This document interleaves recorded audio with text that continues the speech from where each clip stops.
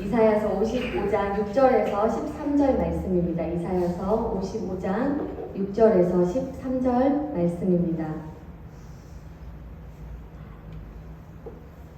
교독하시고 마지막 13절을 같이 읽도록 하겠습니다. 제가 먼저 읽겠습니다. 너희는 여호와를 만날 만한 때에 찾으라. 가까이 계실 때에 그를 부르라.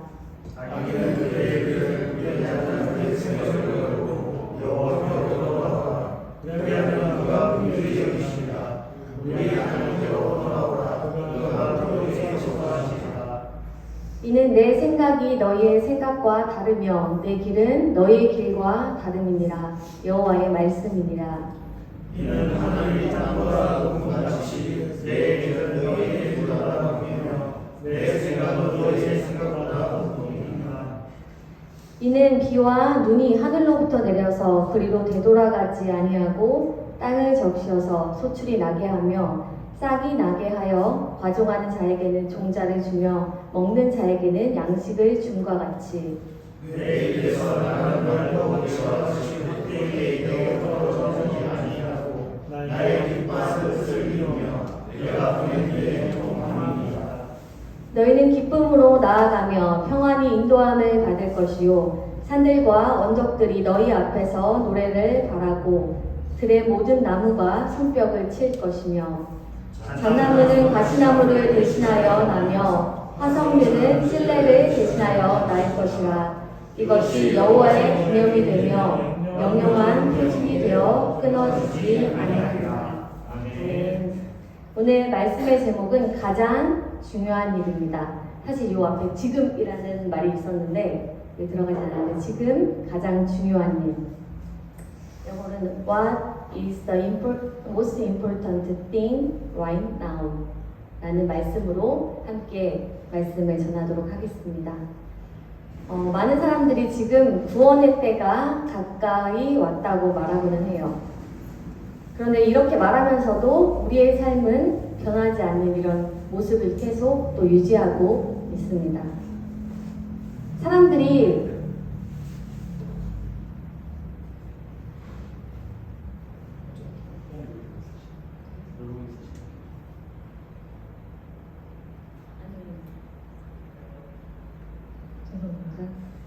저희가 저번 주에 이 핸드폰과 연결하는 게 고장이 나서 사장님이 새롭게 사오셨는데 처음 써보는 거라서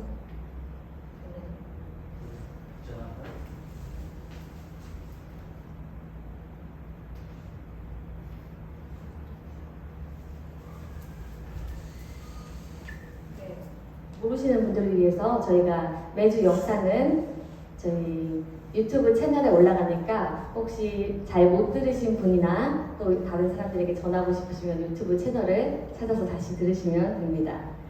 네, 사람들이 간절해질 때는 비극적인 일과 마주했을 때인 것 같아요. 그때면은 나의 없었던 그런 감정들과 많은 간절함이 나오는 것 같습니다. 그런데 너무나 안타까운 것은 이 비극적인 일을 보면서도 이것이 하나님의 음성임을, 우리가 지금 많은 세상에 돌아가는 일들을 보면서도 이것이 하나님의 초청을 받아들여야 할 때임을 알지 못한다는 것이 정말 비극적인 것 같아요. 이 하나님의 초대는 오랫동안 믿음 생활을 하고 있는 우리들에게도 또한 해당됩니다. 왜냐하면 사실 저희들이 이 땅을 더 많이 살아가면 살아갈수록 또 우리들이 많이 경험할수록 우리가 이 삶을 통해서 이 삶에서 어떻게 해야 되는지 사람들의 방법, 우리의 지혜를 조금 더 늘려가는 것 같아요. 우리가 잘 보면 어린이들에게는 보이지 않는 세계를 믿는 데 큰 어려움이 없다고 합니다. 그런데 우리 어른들은 이 보이지 않는 세계를 믿지 않는 경우가 너무나도 많아요. 지금 이 세상이 전부라고 믿는 경우가 너무나도 많고, 사실상 우리 신앙생활하는 많은 사람들 또한 이 자리에서는 다시 하나님께 나아가고 다시 한번 내가 하나님과 가까워진 듯 하지만 정작 우리의 삶에서는 나의 앞에 닥친 그 현실, 그것이 전부인 양, 또 나의 지혜가 최고인 양 살아갑니다. 저희 유튜브에 있는 샤이니의 영상을 본 적이 있으신지 모르겠어요. 샤이니가 사실 조금 노출되는 거에 아주 민감해서 가져올지 말지 했지만 그래도 한번 보면 조금 도움이 됩니다. 한번 틀어주세요. 근데 하나님은 안 보여요? 하나님은 아직 우리는 안 보여. 근데 세균들도 왜 안 보여요? 손에 있는 세균들이랑 여기 있는 세균들도 다 하나님이랑 세균들은 다 아예 안 보여요? 맞아. 그런 거랑 똑같은 거야. 세균이 우리 눈에 안 보이잖아. 그지? 나쁜 균들이 우리 눈에 안 보이잖아. 좋은 하나님도 그게 안 보이는 거야. 그거랑 똑같은 거야, 샤이니. 하나님 마음속에 들어가 계셔요? 그럼 샤이니 마음속에 오셔서 항상 샤이니와 함께 계셔. 네, 우리 샤이니가 조금 더 어렸을 때의 영상인데 하나님은 왜 보이지 않아요? 물으면서 세균들도 또 보이지 않는 걸 깨달아요. 그리고 하나님이 우리 마음속에 들어가 계시는지 다시 질문합니다. 아마 예수님께서 천국이 이런 아이들과 같은 자들의 것이라고 말씀하신 게 이런 순수함 때문이 아닐까 생각해봐요. 우리가 오늘 말씀을 통해서 지금 우리가 최우선으로 해야 할 일, 가장 중요한 일이 무엇인지 함께 나누기 원합니다. 그리고 당장 우리 눈에 보이지 않는 것 같지만 실제하시는 그분을 우리 마음에 모시기를 바랍니다. 그리고 그분의 초청에 응답하여 천국의 기쁨을 이 땅에서 또 이후의 삶에서 누리시기를 소망합니다. 오늘 말씀의 첫 번째는 바로 초청에 응답하라입니다. 오늘 말씀 6절에 보면요. 너희는 여호와를 만날 만한 때에 찾으라. 가까이 계실 때에 그를 부르라고 말씀하세요. 이 본문은 같은 장의 1절과도 연관되어 있는데 뭐라고 말씀하시냐면은 오호라 너희 모든 목마른 자들아 물로 나아오라 돈 없는 자도 오라 너희는 와서 사 먹되 돈 없이 값 없이 와서 포도주와 젖을 사라는 말씀이에요. 이 말씀은 하나님이 값없이 베풀어 주신 그 은혜를 받으라는 거예요. 그 구원의 잔치에 참여하라고 하나님께서 오늘도 말씀하시는 거예요. 특별히 오늘 본문 말씀에서는 뭐라고 말씀하시냐면은 지체하지 말고 구원자이신 하나님을 찾으라고 말씀하십니다. 만날 만한 때, 가까이 계실 때라는 것은 지금, 바로 지금이라는 뜻이에요. 이 말의 이면에는 어떤 의미가 담겨 있냐면 이 초청이 언제나 계속되는 것이 아니다 라는 의미를 가지고 있습니다. Today's text tells us not to delay but to seek Him. Our Savior seek the Lord while He may be found. All on Him while He is near is the voice of the Lord, who is now inviting us to salvation. And the implication behind this word is that His invitation does not always continue. 우리 모두에게 이런 초청의 음성이 들릴 때 우리는 주저없이 이 음성에, 이 초청에 응답해야 합니다. 왜냐면은요, 이 초청이 언제 닫힐지 모르기 때문이에요. 언제 종료될지 모르기 때문이에요. 만약 우리가 이 구원의 문이 언제 닫히는 줄 안다면은 이게 그렇게 크게 문제가 되진 않겠죠. 우리가 이제 크리스마스 시즌이 돼서 차도 많이 밀리는 것 같고 여기저기 세일도 많이 하는 것 같아요. 우리가 크리스마스 세일이 언제 끝날지 안다면은 저는 조금 더 생각한 다음에 그 세일이 끝나기 직전에 가서 뭔가를 살 수 있을 것 같아요. 그리고 우리가 마트가 문이 언제 닫는지 알고 있어요. 그래서 그 전에 가서 뭔가 물건을 사면 되겠죠. 사실 여기는 제가 아직 잘 모르겠는데 한국에서는 마트가 끝나는 시간이면 그 즉석 식품들을 조금 더 싸게 원래는 2묶음에 10,000원이었는데 3묶음에 10,000원 이렇게 줬던 것 같아요. 그래서 많은 사람들이 그걸 노리고 또 끝나기 직전에 가는 경우도 있습니다. 그런데 이것들과는 다르게 구원의 초청은 우리가 언제 종료될지 몰라요. 그 주권은 온전히 하나님께만 있습니다. 그렇기 때문에 하나님의 그 초청이 그 구원의 초대에 그것이 우리에게 들려왔다면 우리는 즉각적으로 반응해야 합니다. 우리에게 말씀하신 이때에 우리는 응답해야 합니다. Because we know when the Christmas sales will end, we can think about it before we buy something. Unlike this, we do not know when the invitation to salvation will end. That authority belongs entirely to God. That is why we must respond immediately to God's invitation to salvation. When He speaks to us, we must respond. 우리 함께 마태복음 22장 2절과 3절을 읽어보도록 하겠습니다. 시작. 천국은 마치 자기 아들을 정령시키는 어떤 이모가 왔으니 그 종들을 보여 조청한 사람들은 혼인잔치에 오라하는 이를 싫어하거든. 네, 혼인잔치를 베풀었는데 사람들이 오기 싫어요. 오기 싫어한다기보다 그들만의 이유가 있어요. 그들만의 합당한 이유가 있어요. 당연히 자신들 입장에선 지금 있는 곳에서 나의 지금 사업이 중요하고 나의 뭔가 관계, 내가 지금 돈을 벌어야 되는데 이런 것이 중요한 거죠. 이것이 그들 입장에선 너무너무 급한 거예요. 하지만 우리가 무엇보다 중요한 것, 가장 중요한 것을 오늘 읽는다면 그 다른 것들이 어떤 소용이 있을까요? 오늘 하나님께서 나의 생명을 취하신다고 한다면 그 다른 것들, 사람들과의 관계, 돈 또는 명예 이런 것들이 어떤 의미가 있겠습니까? In the Gospel of Matthew, people have different reasons.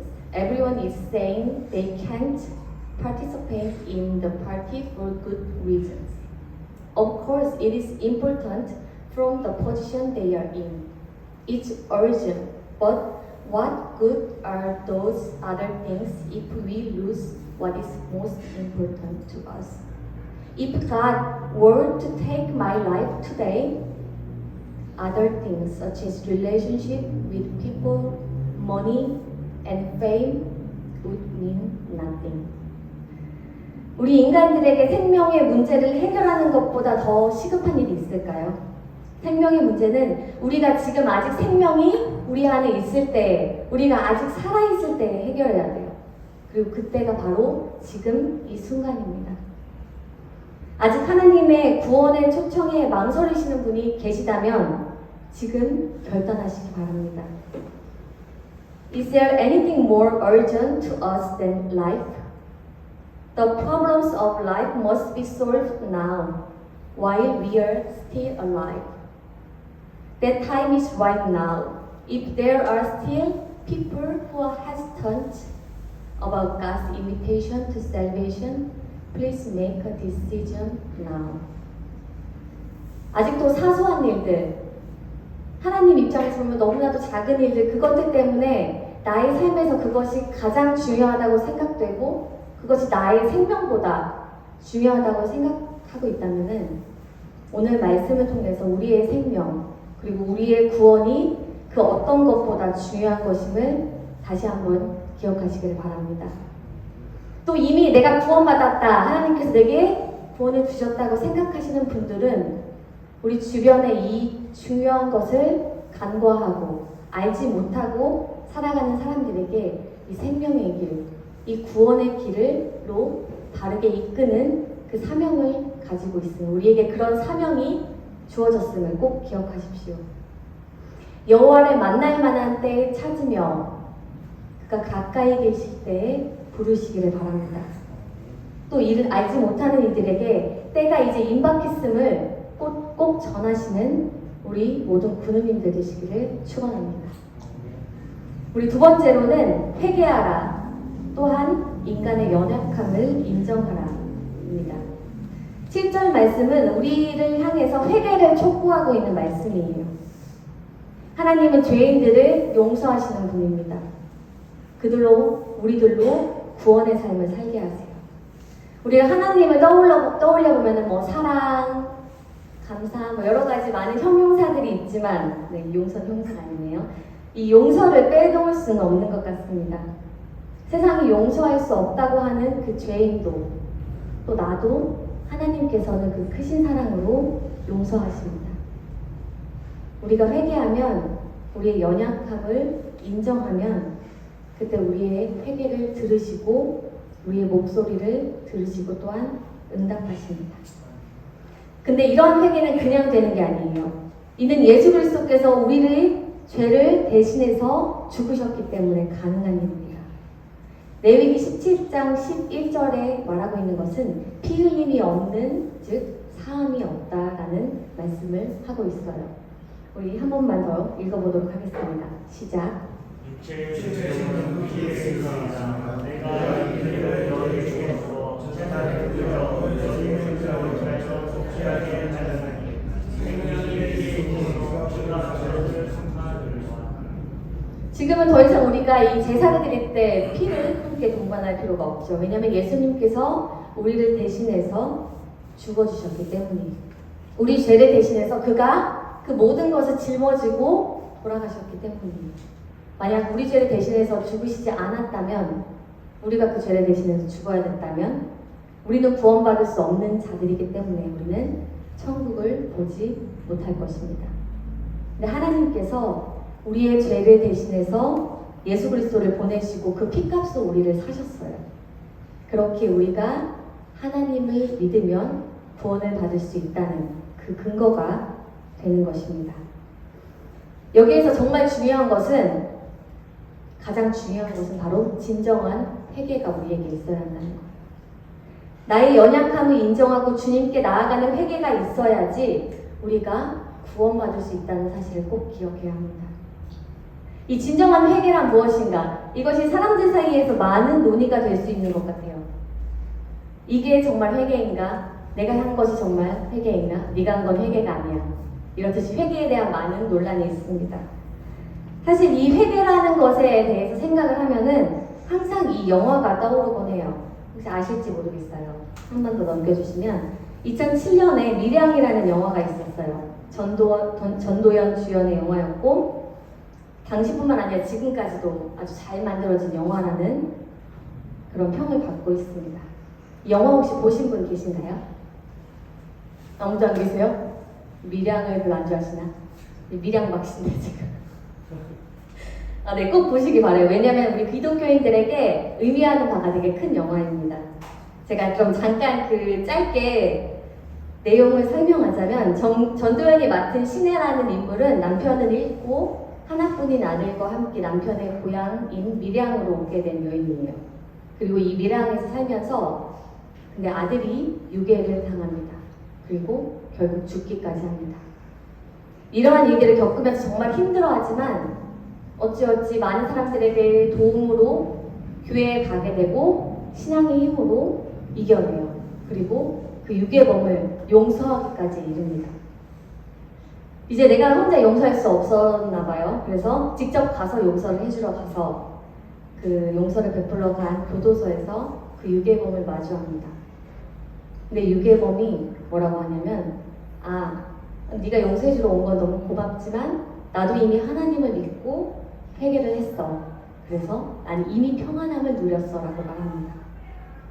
이때부터 이 신혜라는 인물은 많은 고민과 그리고 많은 마음의 그런 고통들에 휩싸입니다. 왜냐하면 자기는 용서하지 않았는데 이미 하나님께서 그 사람 말에 용서를 했다는 말이 정말 힘들게, 또 그리고 신에게 반항하는 모습을 계속 그 영화에서 보입니다.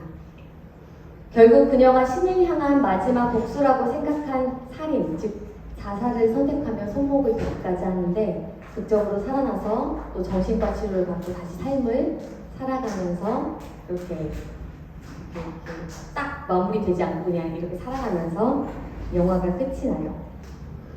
아주 짧게 설명을 했는데, 이 영화를 보면서 처음 딱 드는 생각은 이것이 반기독교 영화인가라는 생각이 먼저 들었어요. 그런데 이거는 보는 사람들의 판단에 따라 좀 다른 것 같은데, 사실 조금만 더 가까이 그 영화를 들여다보면 하나님의 뜻을 오해하는 우리 이기적인 인간의 모습을 보여주는 영화인 것 같아요. 또한 우리 신자들, 우리 하나님의 사람들이라는 우리가 어떻게 올바른 신앙을 해야 하는지 또 한 번 생각해 볼 수 있는 영화이기도 해요. 아까 줄거리를 잠깐 말씀드렸다시피 이 영화를 본 저를 포함한 많은 사람들이 아주 경악하고 그리고 내적 갈등을 느꼈던 부분이 이 신혜라는 인물이 유괴범을 찾아서 교도소에 간 장면이었을 거예요. 이 주인공 신혜는 자기 아들을 죽인 그 유괴범을 용서하지 않았는데 용서받았다는 그 유괴범의 말에 무너져 버립니다. 하나님에게 배신감까지 느끼게 돼요. 그 신혜라는 인물 또한 자신의 말로는 범인을 용서한 것처럼 보였지만 실제로는 당연히 완벽한 용서를 할 수 없었던 거예요. 그래서 교도소에 찾아간 것의 의미는 확실치 않지만 그녀는 그 유괴범이 더욱 고통스럽게 살아가길 바랬었을지도 모릅니다. 그런데 한술 더 떠서 그 유괴범이 아주 평안해 보여요. 그걸 보는 우리 이제 시청자들의 마음 또한 아주 분노로 가득 차게 되는 것 같아요. 그리고 영화는 여기에서 용서의 그럼 주체는 누구인가? 라는 질문 또한 던지고 있습니다. 그래서 이후의 장면들은 앞에서 설명했다시피 이 신혜라는 인물이 좌절하면서 하나님을 증오하며 살아가요. 그리고 자신이 나쁜 행동을 하면서 계속 하늘을 향해 뭔가 보란 듯이 그렇게 살아갑니다. 사실 여기서 저는 느꼈던 것이 이 신혜라는 인물이 정말 하나님을 확신한 게 아닐까라는 생각도 들었어요. 그래서 이게 친기독교 영화인가라는 또 헷갈리는 생각도 했습니다. 아무튼 이 영화를 통해서 저는 회개에 대해서 깊게 생각해 보게 되었어요. 진정한 회개란 무엇일까요? 오늘의 말씀 7절에서 말하는 그 길은 우리의 삶의 여정 또는 그 생활 방식을 말하는데요. 악인이 그 길을 버린다는 것은 그가 지금 살고 있던 이 생활 방식을 버리는 것을 말해요. 그리고 생각을 버리라는 것은 무엇을 의도적으로 꾀하는 것을 말합니다.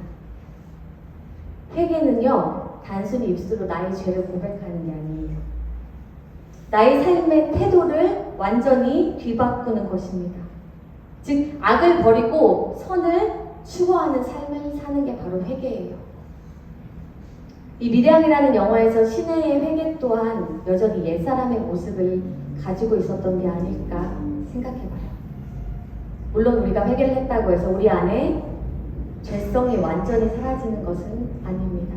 당연히 우리의 옛사람이 드러날 수 있어요. 그런데 적어도 진실한 회개는 우리의 옛사람의 그 악한 모습보다 우리의 선한 새 사람의 모습이 더 많이 드러날 것입니다. 우리 마음에 물론 이 악한 마음, 선한 마음이 전투를 벌이겠죠. 그런데 이 새 사람이 주도권을 잡고 있을 거예요. 그것이 바로 회개한 사람의 삶일 것입니다. 그럼에도 우리에게 부족함이 있습니다. 이 연약함은 하나님께 맡길 때, 성령님께 도움을 구할 때 주님께서 도와주십니다. 그리고 유괴범이 했다고 말했던 그 회개를 또 생각해 봤는데 그건 그냥 고해성사 정도가 아닐까 생각해요. 그냥 나의 죄를 정말 입술로 말하는 것 정도. 그가 진정으로 회개했다면 그는 하나님의 마음을 가지고 있을 거예요. 선한 마음을 가지고 있을 거예요. 그래서 그 자신이 죽인 아이에게 미안함과 용서를 구하려는 마음이 있었을 거예요. 그리고 그에 따른 고통도 있었을 거예요. 그가 한 것은 진정한 회개가 아니었습니다. 꼭 기억하셔야 돼요. 진정한 회개는 행동을 꼭 동반합니다. 누가복음의 삭개오처럼 말이에요. 우리 누가복음 19장 8절 9절을 함께 읽으면서 진정으로 회개한 자의 모습이 어떠해야 되는지 함께 보았으면 좋겠습니다. 누가복음 19장 8절에서 9절 말씀입니다. 시작. 주여 보시옵소서. 내 죄를 절반을 남자들에게 주겠사오며 만일 누구의 손을 속여 빼앗을 일이 있으면 내가 경계하나 경계하나. 예수께서 이르시되 오늘 구원이 이 집에 이르렀으니 이 사람도 아브라함의 자손이니라. 삭개오가 원래는 엄청 악한 사람이었죠. 그리고 많은 사람들이 돈을 아주 속여가지고 많이 자기의 재산을 부풀린 자였습니다. 그가 예수님을 만나고 회개했어요. 그 회개는 단순히 말로만 회개한 것이 아니라 그 가진 것들을 다시 더해서 주는 행동이 동반된 회개였어요. 삭개오처럼 우리도 우리의 회개에도 이런 행동이 동반되어야 합니다. 또한 회개를 한 우리에게도 여전히 연약함이 남아있을 수 있습니다. 이때 우리가 해야 할 일은 우리의 연약함을 인정하고 그리고 우리보다 높으신 하나님을 인정하는 것입니다. 다시 본문으로 돌아와서 8절, 9절은 하나님과 우리의 사이의 본질적인 차이에 대해서 말하고 있어요. 우리가 하나님의 도움이 필요한 이유는 우리가 하나님의 형상으로 지음을 받았기 때문이고 우리가 모든 면에서 하나님을 닮았기 때문이에요. 그렇지만 하나님의 것에는 절대 미치지 못하기 때문이에요. 우리는 하나님의 힘을 입어서 그 하나님의 모습을 따르도록 노력할 뿐입니다. 그래서 때로는 우리 인간의 생각으로 헤아릴 수 없는 하나님의 생각들이 있어요. 하나님의 일들이 아무리 납득하기 어려워도 그것이 궁극적으로는 우리를 위한 일이라는 것을, 그것이 궁극적으로 선한 일이라는 것을 인정하는 것이 바로 신앙입니다.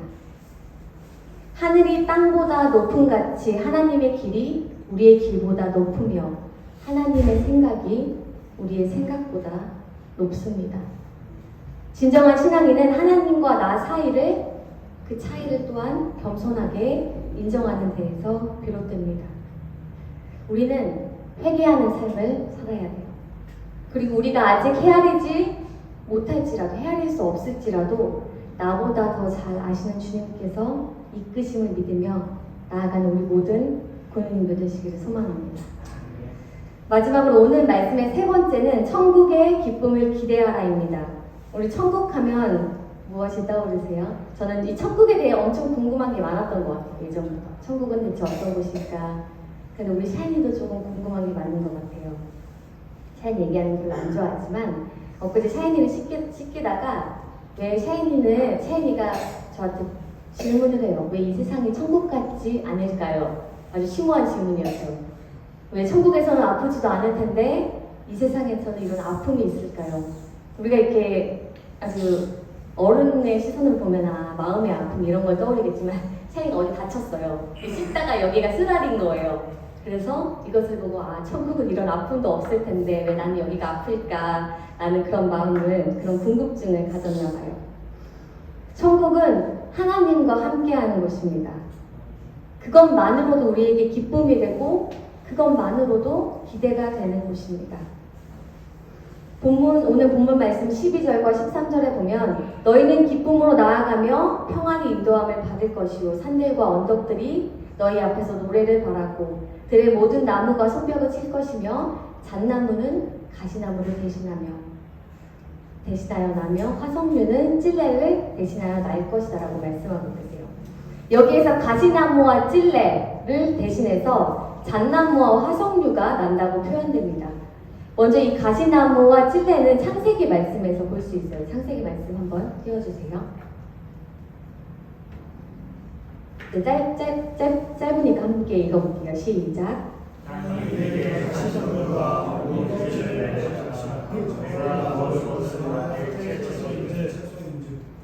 이 말씀이 어떤 일들 이후에 나오는 말씀이냐 하면은 아담과 하와가 뱀의 꼬임에 넘어가 선악을 알게 하는 그 나무의 열매를 먹었어요. 그리고 하나님께서 진노하시는 내용입니다. 이전에는 우리가 어땠냐면요, 창세기 2장 9절 말씀과 16절 말씀을 보면 이 땅에서 보기에 아름답고 먹기에 좋은 나무가 나게 하시니 또 하나님이 사람에게 명하여 동산 각종 나무의 열매는 내가 임의로 먹되, 즉 그들이 수고하고 힘들이지 않아도 하나님께서 먹이시고 살리시는 삶이었어요. 그런데 이 말씀 이후에서는 창조 당시에는 없었던 고통스러운 삶, 그리고 그 환경이 생겨난 것입니다. 말 그대로 우리의 삶 속에서 찌르며 상처를 주는 고통스럽고 또 악한 것들이 우리의 곳곳에 자라게 되었어요. 또 우리가 살아가면서 경험하는 많은 힘듦이 이 범죄함으로 말미암은 가시나무와 찔레들이라는 것입니다. 그런데 하나님께서 오늘 말씀에서는 이러한 고통의 자리에서 이끌어 기쁨으로 나아가며 평안히 인도함을 받을 것이다 라고 말하고 있습니다. 가시나무와 찔레를 대신한 잣나무와 화석류는 하나님께서 원래 창조하신 그 에덴 동산의 그 아름다운 모습으로 회복될 것을 의미하고 있어요. 그 기쁨이 우리에게 있을 것이라고 하나님께서 말씀하고 계십니다. 하나님은 우리에게 분명히 약속하셨어요. 그 하나님은 약속을 하신 것을 반드시 실행하시는 분이에요. 그것이 오늘 본문 말씀 10절에서와 이렇게 비유하고 있는데요. 자연 법칙이 이렇게 되죠. 비가 내리면 그것이 다시 하늘로 올라가지 않죠. 그것이 토지를 적셔서 열매를 맺게 됩니다. 하나님의 말씀도 하나님께서 말씀하신다면 그것이 우리 이 땅에 적시고 그것이 열매를 맺는다는 말씀이에요. 그것이 분명 하나님께서 행하신다는 말씀입니다. 그리고 이 행동은 우리를 구원으로 이끌고 또 천국으로 이끄는 것입니다. 누구에게 이런 기쁨이 있을까요? 그것은 바로 지금 하나님 앞에서 우리가 그 초청을 받아들이기로 결단하고 회개하는 자들에게, 그 자들에게 이런 기쁨이 주어질 것입니다.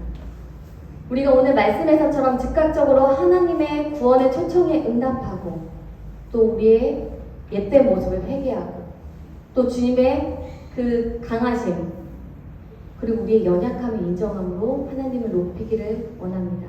그리고 우리가 갈 곳 그 천국을 기대하기를 소망합니다. 마지막으로 제가 얼마 전에 들으면서 깊게 감동받았던 찬양을 아주 짧게 듣고 마칠 텐데요. 이게 궁극적으로는 천국에 대한 찬양인 것 같아요. 지금의 삶이 지치고 힘들지만 그 천국을 바라고 기쁨을 누리는 것이 바로 우리의 삶입니다. 이 찬양이 이사야서 60장 19절에서 20절로 만들어진 가사인데 가사를 먼저 읽어드릴게요. 다시는 낮의 해가 내 빛이 되지 않고 밤의 달도 내게 빛을 비추지 않겠지만 오직 나 여호와가 너희 영원한 빛이 되면 너희 하나님이 너의 영광이 되리라. 다시는 낮의 해가 내 빛이 되지 않고 밤의 달도 내게 빛을 비추지 않겠지만 오직 나 여호와가 너의 영원한 빛이 되면 너의 슬픔이 끝이 나리라. 우리 찬양 짧게 편집한 거 잠깐 듣고 마치도록 하겠습니다. 채워지지 않는 내 마음 속한 곳 그곳을 채우기 위해 노력해왔죠. 다른 것으로 채울수록 채워지지 않고 상처만 남은 그곳에 주님이 찾아와 말씀하시네. 다시는 낮에 해가 내 빛이 되지 않고 밤의 달도 내게 빛을 비추지 않겠지만 오직 나 여호와가 내 영원한 빛이 되며 너의 하나님이 내 영광 되리라. 다시는 낮에 해가 내 빛이 되지 않고 밤의 달도 내게 빛을 비추지 않겠지만 오직 나 여호와가 내 영원한 빛이 되며 너의 슬픔이 끝이 나리라.